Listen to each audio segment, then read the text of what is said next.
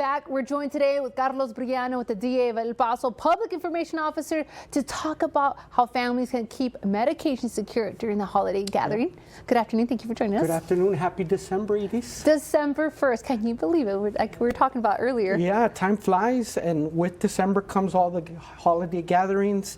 You know, families in town, parties, end of year celebrations. So we want to remind the public as they're getting together for all those events, they're getting the house in order, they're getting the food in order.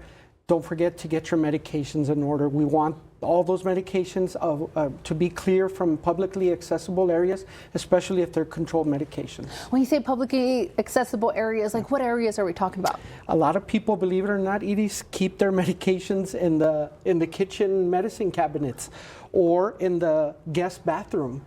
And that's the last place we want to have them. There's a lot of our friends and family members who are struggling with substance use, and that can be a temptation for them. There's a lot of teenagers that are looking to experiment, and a medication may be the way they experiment with substances. So remove the temptation, get rid of them from those publicly accessible areas. That's great advice. And what about some of the common medications that usually go missing during the holidays? You know, if we're taking controlled substances like opioids or even stimulants, medications like Xanax, Adderall, we wouldn't maybe necessarily miss one or two, and that's what someone who may be struggling with a substance use or experimenting may look for.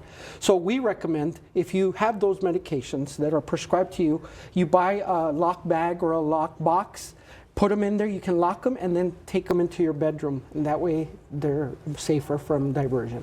Yeah, and a lot of times we think, well, not our family, but we just don't know exactly what's happening. We don't.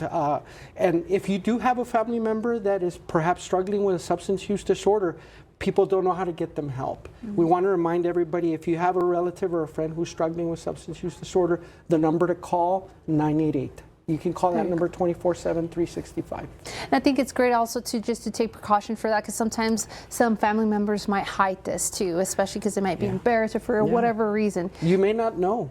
We've talked to a lot of families who've lost a loved one that got addicted to a painkiller, for example, and then when they could no longer get the pain medication, they turned to other illicit substances. Wow, well, thank you so much. It's a very important topic, and thank you for this, and we'll be right back after this short break.